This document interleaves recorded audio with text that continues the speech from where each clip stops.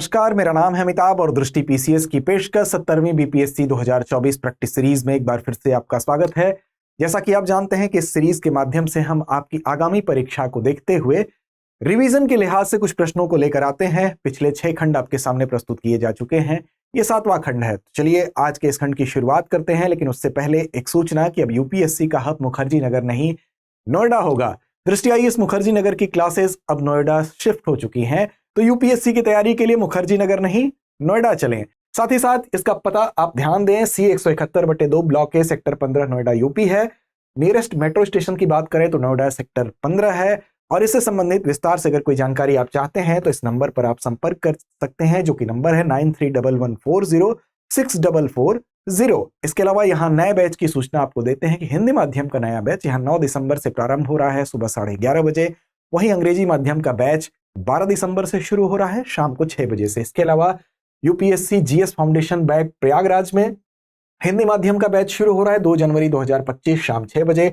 वहीं पर English medium का बैच शुरू होगा शाम 5:30 बजे। वहीं लखनऊ में हिंदी और अंग्रेजी दोनों माध्यम के बैच 29 नवंबर से प्रारंभ हो रहे हैं सुबह 11:30 बजे। इसके अलावा एक महत्वपूर्ण पहल पीसीएस परीक्षण, अब इसके साथ आप अपनी तैयारी की राह और आसान कर सकेंगे, क्योंकि दृष्टि आईएएस के साथ अब आप पीसीएस परीक्षण से जुड़ जाइए और इसमें आपको अपनी स्टेट पीसीएस की तैयारी को और बेहतर बनाने का मौका मिलेगा, क्योंकि यहां आपको मिलेगा अपनी तैयारी को उन्नत करने के लिए comprehensive full length mock test, सामान्य अध्ययन और करंट अफेयर्स की पूर्ण कवरेज, पीवाईक्यू के गहन विश्लेषण पर ये सभी का सभी जो मैटर होगा वह आधारित होगा।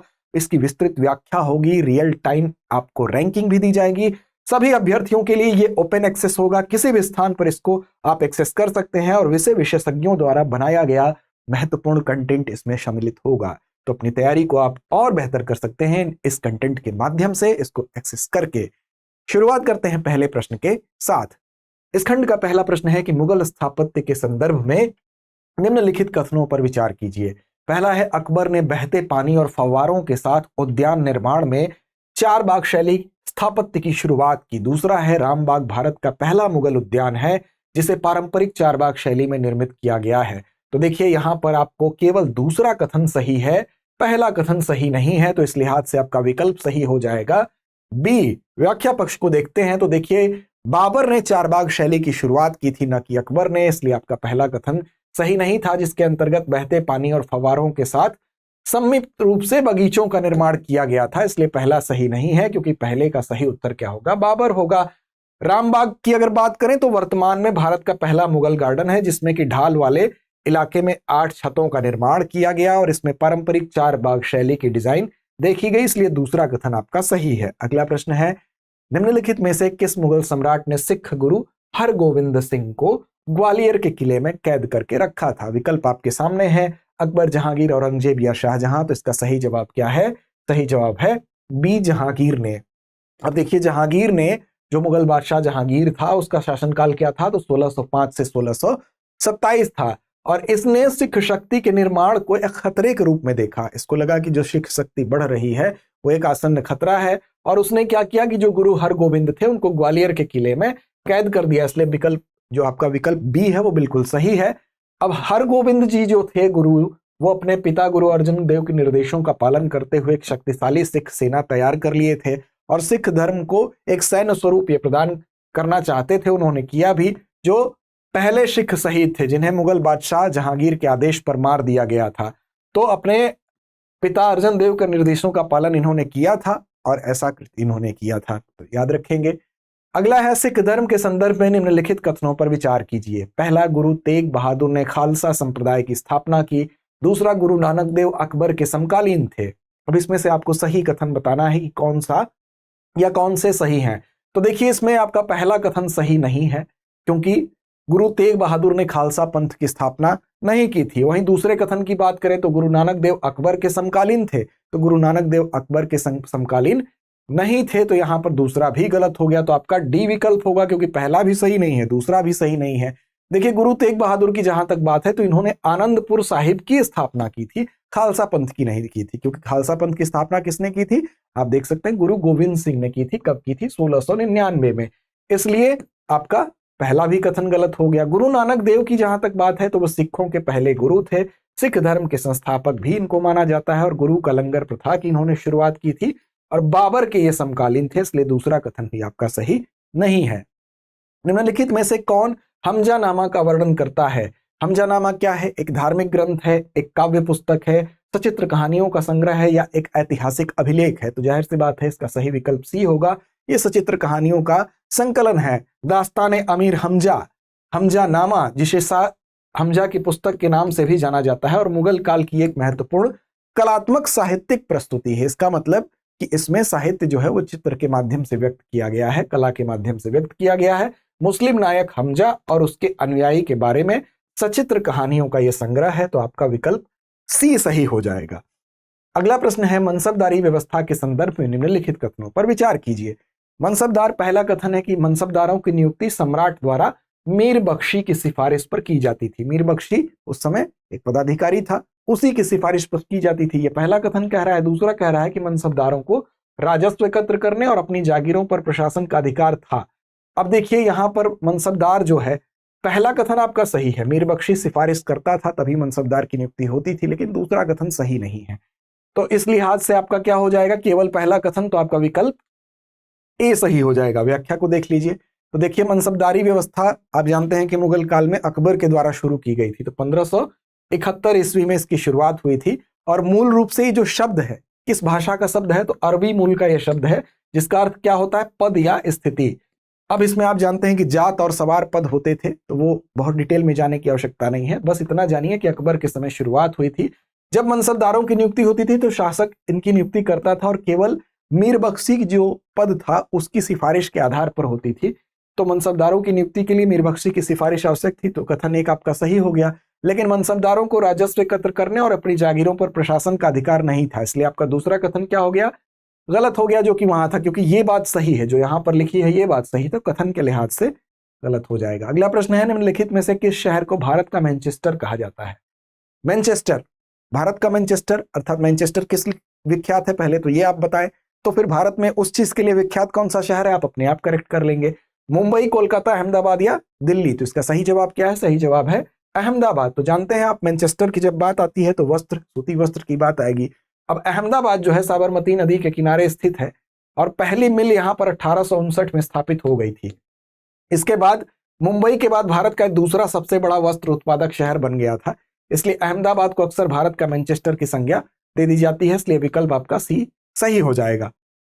अगला प्रश्न है, 2011 की जनगणना के अनुसार भारत में जनसंख्या का औसत घनत्व क्या है? भारत की जनसंख्या का औसत घनत्व क्या है, ये पूछ रहा है, विकल्प में आपके सामने है, 362, 382, 392 या 402। तो सही जवाब क्या है? सही जवाब है आपका 382। देखिए भारत की जनगणना या राज्य विशेष की जनगणना को आप ठीक से पढ़ लेंगे, परीक्षा में उससे सवाल निश्चित रूप से आपके पूछे जाएंगे। तो देखिए 382 व्यक्ति प्रति वर्ग किलोमीटर जनघनत्व है। पृथ्वी की सतह के एक इकाई क्षेत्र में रहने वाले लोगों की संख्या को ही जनसंख्या का घनत्व कहा जाता है। इसे आमतौर पर किसमें व्यक्त किया जाता है, तो वर्ग किलोमीटर के संदर्भ में इसको व्यक्त किया जाता है। 2011 की जनगणना के अनुसार यहाँ पर ये जो जनघनत्व था 382 प्रति वर्ग किलोमीटर था, अर्थात एक वर्ग किलोमीटर में भारत में औसत रूप से 382 लोग रहते हैं। अगला है, कर्क रेखा भारत के निम्नलिखित में से किस राज्य से होकर गुजरती है? देखिए इससे पहले मैंने जिस वीडियो में चर्चा हुई थी तो हमने आपसे कहा था कि कर्क रेखा, मकर रेखा और जो तीनों आपकी रेखाएं, उन तीनों ही रेखाओं पर आप ये देखें कि विश्व में कौन कौन से देश स्थित हैं और तीनों ही रेखाओं पर यह भी देखें कि भारत में कौन कौन से राज्य स्थित हैं। अब देखिए ये प्रश्न उसमें आ ही गया आपके सामने नमूने के तौर पर। तो देखिए कर्क रेखा भारत के निम्नलिखित में से किस राज्य से होकर गुजरती है? तो सारे राज्यों का नाम आपको याद रखना है, राजस्थान, त्रिपुरा, मणिपुर और मिजोरम। तो यहां पर अगर आप मणिपुर को हटा दें तो बाकी राजस्थान, त्रिपुरा और मिजोरम ये तीनों ही कर्क रेखा पर स्थित हैं। तो इस लिहाज से पहला, दूसरा और चौथा जो कि आपको विकल्प में मिल जाएगा केवल सी वाले विकल्प में, तो सी विकल्प आपका सही हो जाएगा। कर्क रेखा भारत के कितने राज्यों से गुजर रही है? तो 8 राज्यों से गुजर रही है। कौन कौन से राज्य हैं? तो देख लीजिए, गुजरात, राजस्थान, मध्य प्रदेश, छत्तीसगढ़, झारखंड, पश्चिम बंगाल, त्रिपुरा, मिजोरम से होकर गुजरती है, इसलिए विकल्प आपका सी सही हो जाएगा। कर्क रेखा 23.5 अंश उत्तरी जो है अक्षांश से होकर गुजरती है। अब देखिए, पीर पंजाल, धौलाधर और महाभारत पर्वतमालाएं निम्नलिखित में से किस हिमालय का हिस्सा है? विकल्प आपके सामने है, महान हिमालय, लघु हिमालय, शिवालिक हिमालय या उपयुक्त में से कोई नहीं। तो इसका सही जवाब क्या है? सही जवाब है लघु हिमालय, तो बी विकल्प आपका सही हो जाएगा। तो देखिए हिमाद्री के दक्षिण की श्रृंखला, सबसे अधिक ऊबड़ खाबड़ पर्वत श्रृंखला यहीं पाई जाती हैं। हिमाचल या लघु हिमालय इसको पुकारा जाता है, लघु हिमालय भी कहा जाता है और हिमाचल हिमालय भी कहा जाता है। इसमें मुख्य रूप से अधिक संपीड़ित और परिवर्तित चट्टानें शामिल हैं। इनकी ऊंचाई 3700 से 4500 मीटर के बीच है, ये औसत ऊंचाई ये दी हुई है, और औसत चौड़ाई 50 किलोमीटर तक इसकी है। पीर पंजाल पर्वतमाला सबसे लंबी, सबसे महत्वपूर्ण है, जबकि धौलाधर और महाभारत पर्वतमाला भी उल्लेखनीय है। कुल मिला के बी विकल्प आपका इसमें सही है। अगला प्रश्न है, दक्कन के पठार के संबंध में निम्नलिखित कथनों पर विचार कीजिए। पहला है, यह गोदावरी नदी के दक्षिण में एक त्रिकोणीय भूभाग है। दूसरा है, यह पश्चिम में अधिक ऊंचा है तथा पूर्व की ओर क्रमशः ढलान वाला है। तो देखिए दूसरा कथन तो बिल्कुल सही है, ये पश्चिम में अधिक ऊंचा है और पूर्व की ओर क्रमशः ढलान वाला है, लेकिन पहला जो है गलत है। तो केवल दूसरा कथन आपका बी विकल्प सही हो जाएगा। देखिए दक्कन का जो पठार है वो नर्मदा नदी के दक्षिण में स्थित एक त्रिकोणीय भूभाग है, अतः कथन एक सही नहीं है। यहाँ क्या कह रहा है, गोदावरी नदी के दक्षिण में स्थित एक त्रिकोणीय भूभाग है, जबकि यहाँ देखिए ये दक्कन का पठार गोदावरी नहीं बल्कि नर्मदा नदी के दक्षिण में स्थित एक त्रिकोणीय भूभाग है, इसलिए आपका कथन एक सही नहीं है। अब इसका विस्तृत आधार सतपुड़ा पर्वतमाला से घिरा है, जबकि इसके पूर्वी विस्तार में महादेव, कैमूर पहाड़ियां और मैकाल पर्वतमाला शामिल हैं। तो दक्कन का पठार पश्चिम में ऊंचा है, पूर्व की ओर क्रमशः ढलान वाला है, तो दूसरा कथन सही है। पहला नदी का नाम गलत होने के कारण गलत हो गया। इरमिंजर धारा कहां प्रवाहित होती है? तो इरमिंजर धारा अटलांटिक महासागर, प्रशांत महासागर, हिंद महासागर या उपरोक्त में से कोई नहीं। तो इसका सही जवाब क्या होगा? इसका सही जवाब होगा अटलांटिक महासागर। देखिए इरमिंजर धारा प्रवाहित होती है आपकी उत्तरी अटलांटिक में प्रवाहित होती है, जो कि आइलैंड के दक्षिणी तट के मुख्य रूप से पश्चिमी और प्रवाहित होती है, पश्चिम की ओर प्रवाहित होती है। तो इसलिए विकल्प ए आपका सही है। अगला है, एक्वा रेजिया रसायन विज्ञान में इस्तेमाल किया जाने वाला एक अत्यधिक संक्षारक मिश्रण है। यह आमतौर पर अपनी घुलन क्षमता के लिए जाना जाता है। अब ये मिश्रण किसका किसका है? तो विकल्प आपके सामने है, सोना प्लेटिनम का है, चांदी तांबा का है, कि लोहा और जस्ता का है, या सीसा और टिन का है। तो आपको क्या बताना है? सही जवाब बताना है। तो सोना और प्लेटिनम का जो मिश्रण है वो एक्वा रेजिया है। अब देखिए एक्वा रेजिया में लैटिन में इसका अर्थ क्या होता है? रॉयल जल इसको कहा जाता है। 3 संबंध है, 1 के अनुपात में मिलाया जाता है। ये सभी प्रश्न है। इसमें सांद्र हाइड्रोक्लोरिक अम्ल होता है और साथ साथ सांद्र नाइट्रिक अम्ल होता है। इन दोनों का ताजा मिश्रण होता है। 3 संबंध 1 के अनुपात में मिलाया जाता है। इसको किस काम में लाया जाता है? तो गोल्ड को गलाने में, सोने को गलाने में इसका इस्तेमाल किया जाता है। एक्वा रेजिया एक भभकता द्रव होने के कारण यह प्रबल संक्षारक है, अर्थात पिघला सकता है। यह अभिकर्मकों में से एक है जो कि गोल्ड एवं प्लेटिनम को गलाने में समर्थ होता है, इसलिए वहां पर इसका इस्तेमाल किया जाता है। इसलिए विकल्प ए सही होगा। हाइड्रोकार्बन के संदर्भ में निम्नलिखित में से कौन सा कथन सही है या है? विकल्प ए, संतृप्त हाइड्रोकार्बन से अत्यंत काले धुएं वाली पीली ज्वाला निकलती है। दूसरा है, असंतृप्त कार्बन यौगिकों से आमतौर पर एक स्वच्छ ज्वाला निकलती है। अब इसमें से कूट का प्रयोग करके सही उत्तर चुनना है। तो इसमें से देखिए ना तो 1 ना ही 2, आपका डी विकल्प सही हो जाएगा। कैसे देख लीजिए। तो देखिए इसमें एक विशिष्ट गुण होता है कार्बन में, वो होता है कि इस गुण को क्या कहा जाता है? श्रृंखलन कहा जाता है, जो इसे अन्य कार्बन परमाणुओं के साथ बॉन्ड बनाता है। यही इसकी क्वालिटी होती है, श्रृंखला बॉन्ड बनाता है, जिसके परिणाम स्वरूप बड़े और विविध अणुओं का निर्माण होता है। संतृप्त हाइड्रोकार्बन आमतौर पर एक स्वच्छ ज्वाला उत्पन्न करते हैं, इसलिए कथन 1 सही नहीं है। असंतृप्त हाइड्रोकार्बनों से अत्यंत काले धुएं वाली पीली ज्वाला निकलती है, इसलिए कथन 2 भी सही नहीं है। निम्नलिखित में से कौन सा कार्बन का अपर रूप है? क्वार्ट्ज, सिलिकॉन कार्बाइड, पॉलिएस्टर या फुलरीन? तो इसका सही जवाब क्या है? डी विकल्प आपका सही हो जाएगा, फुलरीन इसका सही जवाब है। देखिए कार्बन के अपर रूप की बात अगर यहां पर की जा रही तो प्रकृति में कार्बन तत्व विभिन्न भौतिक गुणों के साथ विविध रूपों में पाया जाता है। हीरे में भी आप देखते हैं कार्बन होता है। कार्बन का उसमें प्रत्येक परमाणु कार्बन के 4 अन्य परमाणुओं के साथ यहाँ पर बंध उसका बनता है, बॉन्ड बनता है, जिससे एक दृढ़ त्रिआयामी संरचना बनती है, 3 डायमेंशनल एक स्ट्रक्चर बनता है। ग्रेफाइट में अगर देखेंगे तो कार्बन का प्रत्येक परमाणु जो है कार्बन के 3 अन्य परमाणुओं के साथ एक ही तल पर होता है, जिससे कि एक षटकोणीय संरचना व्यूह बनेगा यहाँ पर। इसी तरह फुलेरिन की अगर बात करेंगे तो कार्बन अपर रूप का एक अन्य वर्ग है, जो कि प्रश्न में पूछा गया है। तो सबसे पहले C60 की पहचान की गई, जिसमें कार्बन के परमाणु फुटबॉल के रूप में व्यवस्थित होते हैं, इसलिए विकल्प आपका डी यहाँ पर सही था। विकल्प डी फुलरीन यहाँ पर सही जवाब होगा, जो कि कार्बन का अपर रूप है। अगला है, निम्नलिखित में से कौन विषमांगी मिश्रण का उदाहरण नहीं है? विषमांगी का मिश्रण का मतलब समांगी मिश्रण जिसमें एकदम पूर्ण रूप से मिल जाए, उसको अलग नहीं कर पाए सामान्य रूप से। अब विसमांगी मतलब पूर्ण रूप से ना मिल पाए, तो विसमांगी मिश्रण का उदाहरण नहीं है ये पूछा जा रहा है। तो देखिए इसका मतलब क्या पूछा जा रहा है, कौन सा इसमें समांगी है, विसमांगी नहीं है, मतलब कौन सा समांगी है। तो जल और एथिल अल्कोहल का मिश्रण, जल और आटा का मिश्रण, फलों की जेली और मेघ। तो देखिए इसमें जल और एथिल अल्कोहल का मिश्रण जो है यहाँ पर सही विकल्प आपका हो जाएगा, ए विकल्प सही हो जाएगा।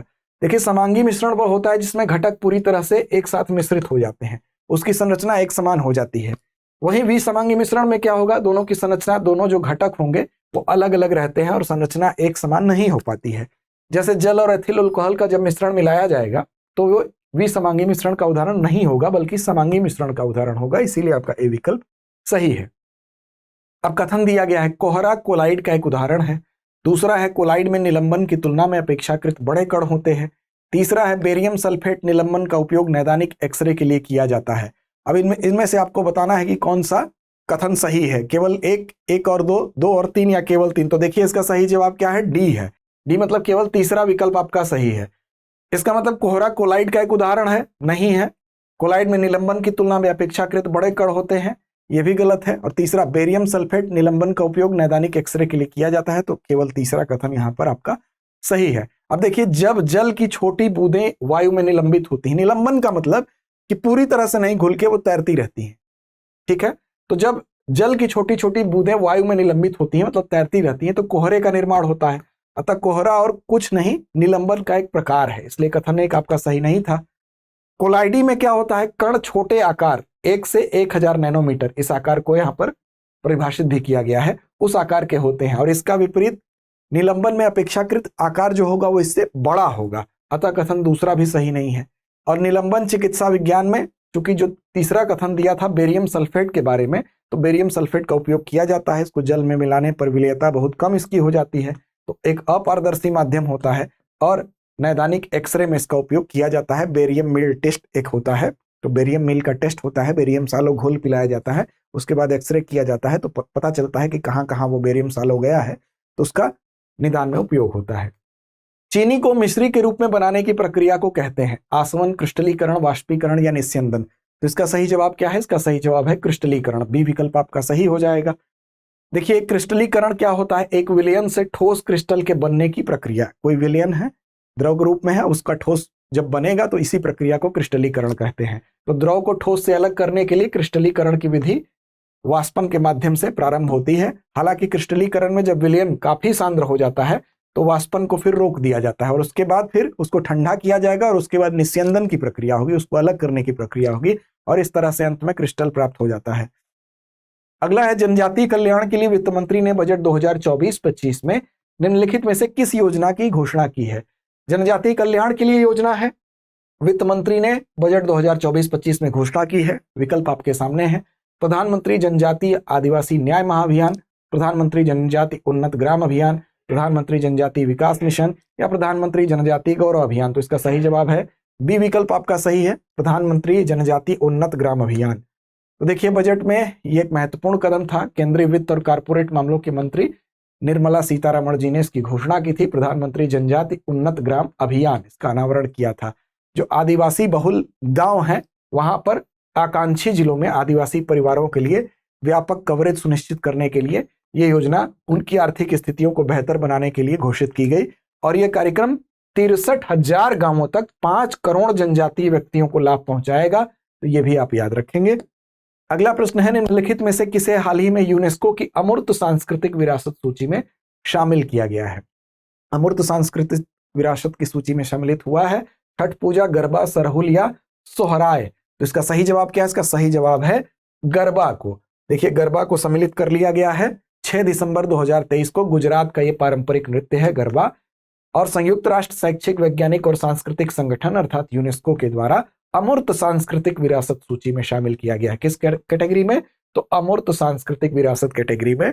और ये काफी लोकप्रिय नृत्य है, ये जरूर इसका संबंध गुजरात राज्य से है लेकिन ये अन्य जगहों पर भी किया जाता है और ये भारत का 15वां सांस्कृतिक तत्व है इस सूची में सम्मिलित होने वाला। इससे पहले कोलकाता का दुर्गा पूजा जो है 2 वर्ष पहले इस सूची में शामिल हुआ था और ये समावेशन अमूर्त सांस्कृतिक विरासत की सुरक्षा हेतु 2003 कन्वेंशन के प्रावधानों के अंतर्गत आता है, तो याद रखेंगे। अगला प्रश्न है माइग्रेशन एंड डेवलपमेंट ब्रीफ किसके द्वारा जारी किया जाता है? विकल्प आपके सामने है संयुक्त राष्ट्र पर्यावरण कार्यक्रम के द्वारा, या दूसरा है संयुक्त राष्ट्र महिला द्वारा, विश्व बैंक के द्वारा, या विश्व आर्थिक मंच के द्वारा। तो इसका सही जवाब क्या है? तो इसका सही जवाब है विश्व बैंक के द्वारा, ऑप्शन सी आपका सही हो जाएगा। तो देखिए माइग्रेशन एंड डेवलपमेंट ब्रीफ जो है वो विश्व बैंक के द्वारा जारी एक रिपोर्ट है। ये क्या है? एक रिपोर्ट है जो कि वैश्विक प्रेषण प्रवृत्तियों और विकास पर उनके प्रभाव के बारे में जानकारी प्रदान करती है। इस नए संस्करण में इस बात पर प्रकाश डाला गया है कि 2023 में विश्व में सबसे अधिक प्रेषण प्रवाह हुआ 125 बिलियन अमेरिकी डॉलर। तो याद रखिएगा। अगला है निम्नलिखित में से किस मंत्रालय ने भौगोलिक सूचना प्रणाली एप्लीकेशन ग्राम मानचित्र लॉन्च किया? किसके द्वारा ग्राम मानचित्र लॉन्च किया गया? तो पहले तो यह ध्यान रखिए कि ग्राम मानचित्र है क्या। तो देखिए इसको मंत्रालय ने भौगोलिक सूचना प्रणाली एप्लीकेशन, तो ये क्या है? भौगोलिक सूचना प्रणाली एप्लीकेशन है। अब मंत्रालय आपसे पूछ रहा है किस मंत्रालय ने लॉन्च किया। तो अगर आपके पास थोड़ा सा भी आप कॉमन सेंस यूज करेंगे तो आप इसका सही जवाब लगा लेंगे। ग्रामीण विकास मंत्रालय, गृह मंत्रालय, सामाजिक न्याय अधिकारिता मंत्रालय या पंचायती राज मंत्रालय। ग्राम स्तर पर जब बात होगी तो ये पंचायती राज मंत्रालय, डी इसका सही जवाब हो जाएगा। डी अर्थात पंचायती राज मंत्रालय के द्वारा ही भौगोलिक सूचना प्रणाली एप्लीकेशन, ये एक एप्लीकेशन है जिसका नाम क्या है? ग्राम मानचित्र, इसको लॉन्च किया गया है। अब इसका उद्देश्य क्या है? तो ग्राम पंचायतों को जो भू स्थानिक प्रौद्योगिकी की शक्ति का उपयोग करके अपनी विकास गतिविधियों को बेहतर बनाने के लिए इसको लॉन्च किया गया है। अगला प्रश्न है सेवाओं की आउटसोर्सिंग के बारे में निम्नलिखित कथनों पर विचार कीजिए। पहला, आउटसोर्सिंग वैश्वीकरण प्रक्रिया के महत्वपूर्ण परिणामों में से एक है। दूसरा, भारत नई आर्थिक नीति 1991 के बाद वैश्विक आउटसोर्सिंग के लिए गंतव्य बन गया है। तो देखिए ये दोनों ही कथन सही हैं, क्योंकि आउटसोर्सिंग जो है वैश्विक प्रक्रिया, जो वैश्वीकरण की प्रक्रिया हुई है, निस्संदेह उसका एक परिणाम है और भारत आउटसोर्सिंग के लिहाज से काफी उपयुक्त गंतव्य बना है। तो दोनों ही कथन आपके सही हो जाएंगे। सी विकल्प आपका सही हो जाएगा। देखिए आउटसोर्सिंग में क्या होता है, जो वैश्वीकरण हुआ, ग्लोबलाइजेशन हुआ, तो उसका रिजल्ट ये हुआ कि स्थानीय स्तर पर मान लीजिए कि हमें कुछ लोगों की जरूरत है जो सेवा दे सके, और वो विश्व, हमारे देश की तुलना में विश्व के किसी अन्य देश में वो सेवा देने वाले सेवा प्रदाता सस्ते हैं, तो हम वहां से प्राप्त कर लेते हैं। तो वैश्वीकरण का इसमें रोल है, कथन एक सही है। और आर्थिक सुधारों के बाद भारत कम वेतन पर और कुशल श्रम की उपलब्ध कराने वाले देशों में अग्रणी है, इसलिए भारत एक अच्छा गंतव्य बना है। दूसरा कथन भी सही है।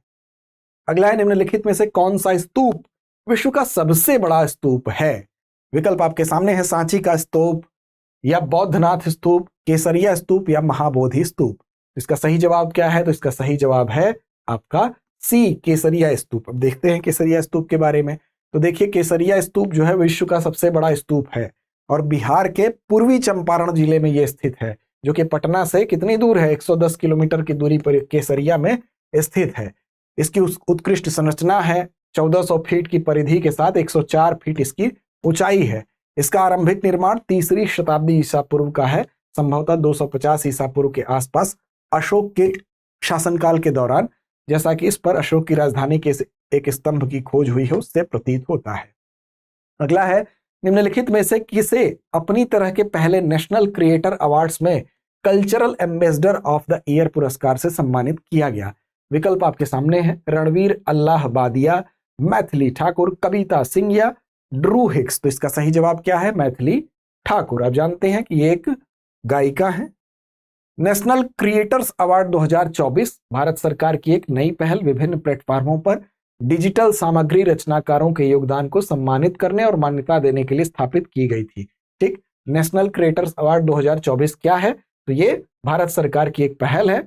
अलग अलग जो डिजिटल प्लेटफॉर्म्स होते हैं उसमें अगर कोई रचनाकार है अपना योगदान देता है तो उसको सम्मानित किया जाता है उसके योगदान को देखते हुए।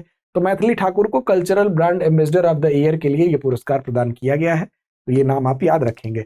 अगला प्रश्न है यंग ग्लोबल लीडर अवार्ड 2024 के संबंध में निम्नलिखित कथनों पर विचार कीजिए। पहला है, शरद विवेक सागर यह पुरस्कार प्राप्त करने वाले सबसे कम उम्र के भारतीय एवं बिहार के प्रथम व्यक्ति बन गए। दूसरा है, इस पुरस्कार की घोषणा विश्व बैंक के द्वारा प्रतिवर्ष की जाती है। तो देखिए पहला कथन सही है लेकिन दूसरा सही नहीं है, क्योंकि इसकी घोषणा प्रतिवर्ष विश्व बैंक के द्वारा नहीं की जाती है बल्कि विश्व आर्थिक मंच के द्वारा की जाती है। तो आपका केवल एक सही हो जाएगा, तो विकल्प आपका ए हो जाएगा। देखिए इसकी व्याख्या देखते हैं। तो सामाजिक उद्यमी शरद विवेक सागर, इनका नाम याद रखेंगे, इनको विश्व आर्थिक मंच द्वारा 2024 यंग ग्लोबल लीडर इसके रूप में मान्यता दी गई है। जिससे यह प्रतिष्ठित सम्मान प्राप्त करने वाले सबसे कम उम्र के यंगेस्ट हैं, वही याद रखिएगा, भारतीय और बिहार के प्रथम व्यक्ति बन गए हैं। तो ये मोस्ट इंपॉर्टेंट क्वेश्चन है। और विश्व आर्थिक मंच है उसने इस सम्मान की घोषणा की है, न कि विश्व बैंक ने, इसलिए कथन 2 सही नहीं था। बिहार की कांवर झील के बारे में निम्नलिखित कथनों पर विचार कीजिए। पहला, यह बिहार का पहला रामसर स्थल है। दूसरा, यह एक अवशिष्ट गोखुर झील है जो कोसी नदी के विसर्ग के कारण निर्मित है। तो देखिए, बिहार का पहला रामसर स्थल तो ठीक है, अवशिष्ट गोखुर झील है जो कोसी नदी के विसर्ग के कारण निर्मित नहीं है, यह कथन गलत हो जाएगा। तो आपका पहला कथन केवल सही होगा। तो देखिए, कौन सी नदी है, तो बूढ़ी गंडक नदी के विसर्ग के कारण यह निर्मित हुआ है, और बाकी आपका पहला कथन सही था। निम्न में से कौन फोर्ब्स 30 अंडर 30 एशिया सूची में शामिल होने वाली बिहार की प्रथम महिला बनी है? कौन सी सूची है? तो फोर्ब्स अंडर 30 मतलब 30 वर्ष से कम उम्र के लोगों की यह सूची है। 30 एशिया सूची अर्थात एशिया की यह सूची, इसमें शामिल होने वाली बिहार की पहली महिला है। मोस्ट इंपॉर्टेंट क्वेश्चन है। एक तो वो प्रथम महिला होती हैं, ऊपर से फोर्ब्स जैसी प्रतिष्ठित सूची में सम्मिलित होती हैं, और एशिया में यह स्थान इनका है। तो इनका नाम याद रखेंगे, इनका नाम है सपना सिन्हा। सी विकल्प आपका सही है। तो देखिए, 29 वर्ष की हैं सपना सिन्हा। ये मस्तिष्क और संज्ञानात्मक विज्ञान में अपना शोध की हैं, इसके लिए इनको ये पुरस्कार दिया गया है, और ये पुरस्कार प्राप्त करके इतिहास में अपना नाम वो दर्ज कराती हैं। 2022 में मैसाचुसेट्स इंस्टीट्यूट ऑफ टेक्नोलॉजी अर्थात MIT में इन्होंने काम करना शुरू किया था, और बाद में उन्हें यह प्रतिष्ठित पुरस्कार दिया गया है। निम्नलिखित में से कौन सा देश अंतर्राष्ट्रीय सौर गठबंधन का 119वां सदस्य बन गया है? कमेंट करके बताएं कि इसका मुख्यालय कहां है। उसके बाद अब इस प्रश्न के जवाब पर आते हैं। तो देखिए, माल्टा इसका सही जवाब है। स्लोवेनिया, ग्रीस, अल्जीरिया, माल्टा, तो डी इसका सही जवाब है। माल्टा इसका ISA का 119वां सदस्य बन गया है। माल्टा को चौथा सदस्य बनाया गया है, 119वां। 2015 पेरिस जलवायु शिखर सम्मेलन में अनावरण किया गया था ISA का, और इसका उद्देश्य क्या है? तो ऊर्जा क्षेत्र में सौर ऊर्जा की जो प्रौद्योगिकी है उसको कैसे बढ़ावा दिया जाए, ये इसका उद्देश्य है। तो माल्टा अंतर्राष्ट्रीय सौर गठबंधन का 119वां सदस्य बना है। वर्ष 2024 के लिए जल शक्ति अभियान कैच द रेन अभियान का थीम क्या है? थीम आपसे पूछा जा रहा है। Catch the rain, where it falls, when it falls, source sustainability for drinking water, नारी शक्ति से जल शक्ति, achieving zero water wastage by 2026। तो इसका सही जवाब है आपका सी, नारी शक्ति से जल शक्ति इसका थीम है। व्याख्या पक्ष को देख लेते हैं। तो देखिए, जल शक्ति मंत्रालय ने वर्षा जल संचयन और अन्य स्थायी जल प्रबंधन प्रथाओं के हिसाब से जल शक्ति अभियान कैच द रेन 2024 को आरंभ किया, और नारी शक्ति से जल शक्ति इसका थीम था, इसलिए आपका विकल्प सी सही हो गया। अगला प्रश्न है, प्रधानमंत्री मोदी ने निम्नलिखित में से किस राज्य में महतारी वंदना योजना आरंभ की? नाम से स्पष्ट है, महतारी वंदना योजना अर्थात मातृत्व से जुड़ी यह योजना है। कहां पर शुरुआत हुई? तो विकल्प आपके सामने है, छत्तीसगढ़, मध्य प्रदेश, झारखंड या उत्तर प्रदेश। तो इसका सही जवाब क्या है? छत्तीसगढ़ से PM मोदी ने महतारी वंदना योजना की शुरुआत की थी। ध्यान रखिएगा, महत्वपूर्ण सवाल है। इस योजना का उद्देश्य क्या है? तो इस योजना का उद्देश्य है कि जो महिलाएं हैं उनका आर्थिक सशक्तिकरण सुनिश्चित किया जाए, विशेष रूप से उनको वित्तीय सुरक्षा दी जाए, लैंगिक समानता को इस लिहाज से बढ़ावा दिया जाए, और परिवार में उनकी जो निर्णायक भूमिका है उसको और मजबूत बनाने की दिशा में काम किया जाए। इसमें सम्मिलित और लोग भी हैं, जिनमें कि विधवाएं हैं, तलाकशुदा हैं, और परित्यक्त महिलाएं जिनको छोड़ दिया गया है वो भी सम्मिलित हैं, इस योजना का लाभ पाएंगी। छत्तीसगढ़ से इसकी शुरुआत हुई है, और इन लोगों को प्रत्यक्ष लाभ हस्तांतरण के तहत इनको 1000 रुपए की वित्तीय सहायता मिलेगी प्रति माह। तो याद रखेंगे। एक साथ चुनाव पर उच्च स्तरीय समिति हाल ही में किसकी अध्यक्षता में गठित की गई? रामनाथ कोविंद, नरेंद्र मोदी, राजीव कुमार या अमित शाह? तो इसका सही जवाब क्या है? तो इसका सही जवाब है पूर्व राष्ट्रपति रामनाथ कोविंद जी की अध्यक्षता में हाल ही में एक उच्च स्तरीय समिति जो है वो एक साथ चुनाव पर गठित की गई थी। तो आपका विकल्प ए सही हो जाएगा। यह समिति यह भी सिफारिश करती है कि सरकार के तीनों स्तर के जो चुनाव होंगे उनके लिए एक ही मतदाता सूची और चुनावी फोटो पहचान पत्र होना चाहिए। अगला प्रश्न है, चर्चा में रहा अभ्यास लामातीये भारत और निम्नलिखित में से किस देश के बीच आयोजित किया गया? विकल्प आपके सामने है। लामातीये अभ्यास की बात हो रही है कजाकिस्तान, ओमान, सेशेल्स या सऊदी अरब। तो इसका सही जवाब क्या है? सही जवाब है विकल्प सी, सेशेल्स। भारत और सेशेल्स के बीच लामातीये अभियान हुआ। अब भारतीय सेना की टुकड़ी और सेशेल्स रक्षा बलों की टुकड़ी, ये दोनों ने इसमें संयुक्त सैन्य अभ्यास किया, और जो लामातीय 2024 में आयोजित हुआ ये चौथा संस्करण था, तो 10वां संस्करण था। और अभ्यास में भारतीय सेना का गोरखा राइफल्स और सेशल्स रक्षा बल स्पेशल डिफेंस फोर्स वहां की, इसके 45 कर्मियों ने दोनों ही तरफ से संयुक्त सैन्य अभ्यास में अपनी हिस्सेदारी सुनिश्चित की। लामातीय इसका अर्थ क्या है, तो क्रियोल भाषा में मैत्री इसका अर्थ होता है। सेशल्स की आधिकारिक भाषाओं में से एक है और 2001 से ये द्विवार्षिक प्रशिक्षण कार्यक्रम चल रहा है। तो ये भी याद रखेंगे, ये कब से चल रहा है, 2001 से चल रहा है, 2 वर्ष पर ये संयुक्त सैन्य अभ्यास होता है। अगला है स्टार्ट कार्यक्रम हाल ही में चर्चा में रहा, निम्नलिखित में से किसके द्वारा लॉन्च किया गया है? नीति आयोग, शिक्षा मंत्रालय, इसरो, कौशल विकास और उद्यमिता मंत्रालय। तो देखिए स्टार्ट का जो आयोजन है ये चर्चा में हाल ही में रहा है, ये लॉन्च किया गया है इसरो के द्वारा। तो सी विकल्प आपका सही हो जाएगा। व्याख्या देखते हैं। तो हाल ही में भारतीय अंतरिक्ष अनुसंधान संगठन, जिसको इसरो भी कहते हैं, एक सक्रिय अंतरिक्ष विज्ञान कार्यक्रम और अंतरिक्ष विज्ञान और प्रौद्योगिकी जागरूकता प्रशिक्षण, जिसको स्टार्ट कहते हैं, 2024 इसकी घोषणा की गई है। तो किसके द्वारा की गई है? ये इसरो के द्वारा की गई है।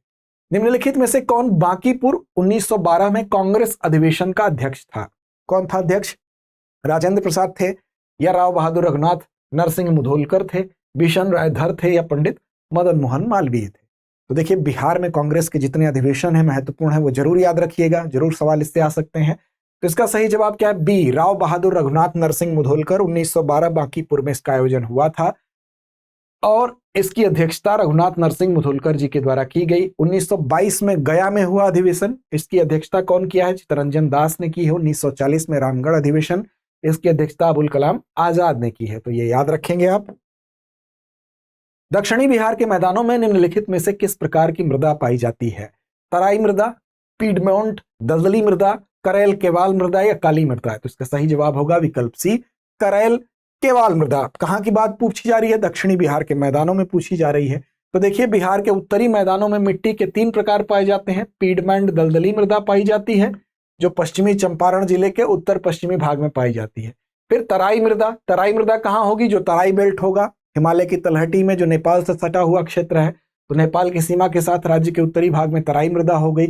और गंगा जलोढ़ मृदा कहाँ होगी? तो जहां से गंगा बीच से प्रवाहित होते हुए जाती है।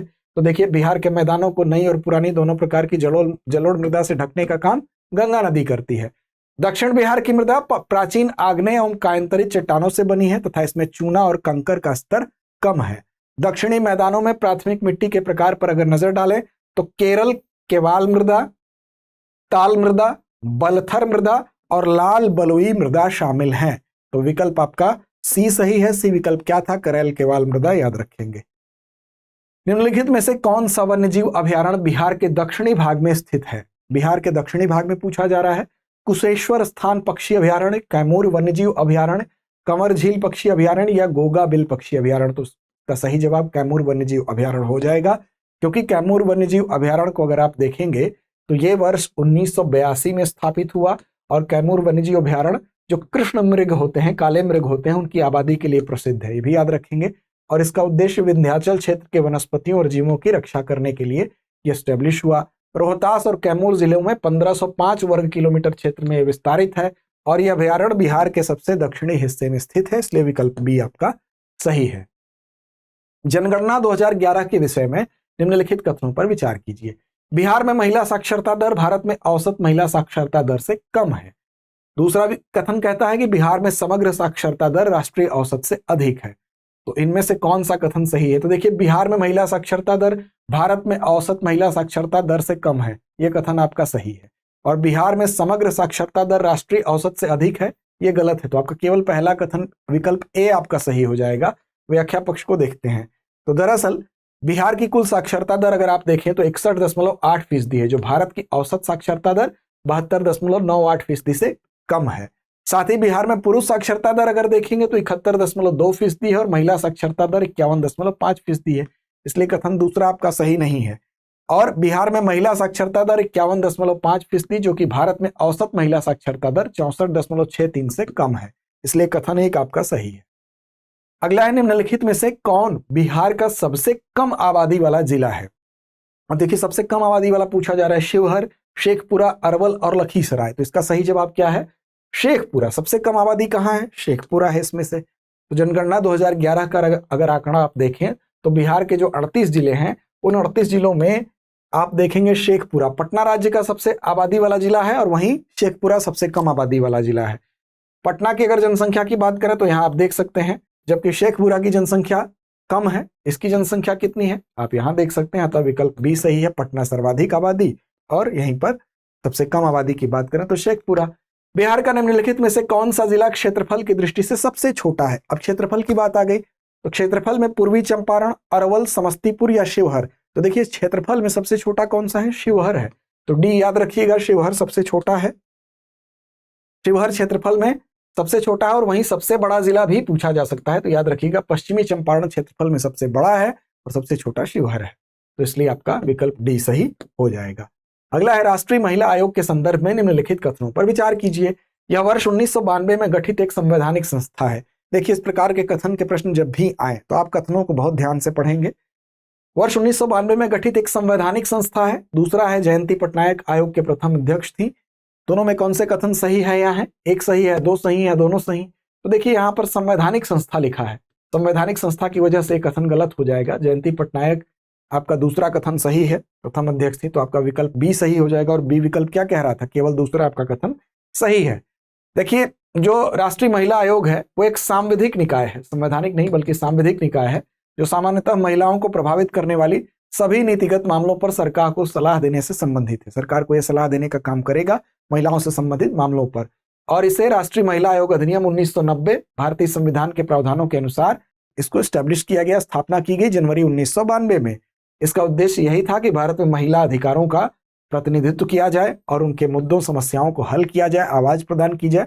और जयंती पटनायक जो है आयोग की प्रथम अध्यक्ष थी, इसलिए आपका दूसरा कथन सही है। अगला है केंद्रीय सतर्कता आयोग सीवीसी की स्थापना निम्नलिखित में से किस समिति की सिफारिशों पर की गई थी?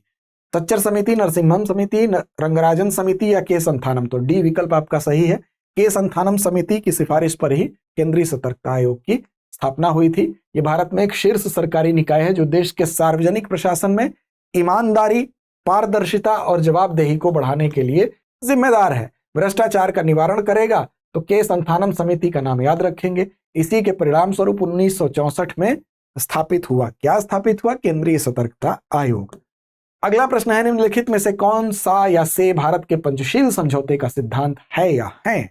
पंचशील समझौते का सिद्धांत आपको याद होना चाहिए कि पंचशील सिद्धांत में क्या 5 बातें हैं।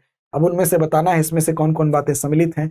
तो गैर आक्रामक, अहस्तक्षेप, गुटनिरपेक्षता या शांतिपूर्ण सहअस्तित्व। अब बताना है इसमें से सही उत्तर का चयन करना है कि कौन सिद्धांत है कौन नहीं है। तो देखिए इसमें से अनाक्रमण है ही, अहस्तक्षेप है ही, शांतिपूर्ण सहअस्तित्व है ही, गुटनिरपेक्षता नहीं है। तो आपका तीसरा नहीं होगा, तो पहला, दूसरा और चौथा सही हो जाएगा। पहला, दूसरा, चौथा बी विकल्प है, बी हो जाएगा। तो देखिए क्या क्या सिद्धांत है। तो एक दूसरे की क्षेत्रीय अखंडता और संप्रभुता के लिए पारस्परिक सम्मान, पारस्परिक गैर आक्रामकता, इसका मतलब अनाक्रमण, पारस्परिक गैर हस्तक्षेप और अहस्तक्षेप, इसका मतलब हो गया समानता और पारस्परिक लाभ, और शांतिपूर्ण सहअस्तित्व। ये तो 5 सिद्धांत हैं, इसको याद रखिए। गुट निरपेक्षता सम्मिलित नहीं है। 29 अप्रैल 1954 को हस्ताक्षर किया गया और कहां पर हुआ? तो चीन में। तो यह भी याद रखिएगा। भारतीय विशिष्ट पहचान प्राधिकरण एक सांविधिक निकाय के रूप में निम्नलिखित में से किस वर्ष गठित किया गया? 2014, 15, 16 या 17? इसका सही जवाब क्या है? 2016 में गठित किया गया। तो सी विकल्प आपका सही हो जाएगा। व्याख्या को देखिए। तो देखिए जो UIDAI है अर्थात भारतीय विशिष्ट पहचान प्राधिकरण, ये एक सांविधिक प्राधिकरण है। इसकी स्थापना अगर नाम देखिए तो आधार, वित्तीय और अन्य सब्सिडी, लाभ और सेवाओं का लक्षित वितरण अधिनियम 2016, इसको आधार अधिनियम 2016 भी कहा जाता है। इसी के प्रावधानों के तहत 12 जुलाई 2016 को भारत सरकार द्वारा इलेक्ट्रॉनिक्स और सूचना प्रौद्योगिकी मंत्रालय के तहत की गई थी। तो किसके तहत की गई थी? तो इलेक्ट्रॉनिक एवं सूचना प्रौद्योगिकी मंत्रालय के तहत की गई थी 12 जुलाई 2016। तो ये तिथि भी याद रखेंगे। अब आधार अधिनियम 2016 है, उसको आधार और अन्य कानून संशोधन अधिनियम 2019 के द्वारा बाद में संशोधित भी किया गया। तो इसको भी याद रखेंगे। भारतीय संविधान के निम्नलिखित में से किस अनुच्छेद में प्रावधान किया गया है कि प्रत्येक राज्य भाषाई अल्पसंख्यक वर्गों के बच्चों को शिक्षा के प्राथमिक स्तर पर मातृभाषा में शिक्षा के लिए पर्याप्त सुविधाएं प्रदान करने का प्रयास करेगा? संविधान का अनुच्छेद 350, अनुच्छेद 350 ए, अनुच्छेद 350 बी या अनुच्छेद 351। तो इसका सही जवाब क्या है? अनुच्छेद 350 ए, विकल्प बी आपका सही है। क्यों? क्योंकि 350 ए ही यह प्रावधान करता है कि प्रत्येक राज्य में एक स्थानीय प्राधिकारी का यह प्रयास होगा कि जो भाषाई रूप से अल्पसंख्यक लोग हैं उन लोगों से संबंधित बच्चों को शिक्षा के प्राथमिक चरण में मातृभाषा में शिक्षा के लिए पर्याप्त सुविधाएं प्रदान की जाएं। और राष्ट्रपति किसी भी राज्य को ऐसे निर्देश दे सकता है जैसा कि वह ऐसी सुविधाओं के प्रावधान को सुनिश्चित करने के लिए उचित समझता है। तो ये इसलिए आपका विकल्प भी सही है। निम्नलिखित में से कौन सा अनुच्छेद जिला योजना समिति से संबंधित है? 243 जेड डी, 243 जेड ई, 244 या 243 जेड सी। इसका सही विकल्प क्या है? विकल्प ए 243 जेड डी। देखिए 243 जेड डी के तहत ही प्रत्येक राज्य में जिला स्तर पर जिला योजना समिति का गठन किया जाएगा, जो जिले में क्या करेगी? पंचायतों और नगर पालिकाओं द्वारा तैयार योजनाओं को समेकित करेगी, मतलब एक साथ ले आएगी और पूरे जिले के लिए विकास योजना का मसौदा तैयार करेगी। इसलिए विकल्प ए सही है। आर्टिकल याद रखेंगे 243 जेड डी। दिल्ली में आयोजित रायसीना डायलॉग के 9वें संस्करण में निम्नलिखित में से किस देश के प्रधानमंत्री को मुख्य अतिथि के रूप में आमंत्रित किया गया था? इटली, फ्रांस, ग्रीस और बांग्लादेश। तो इसका सही जवाब क्या है?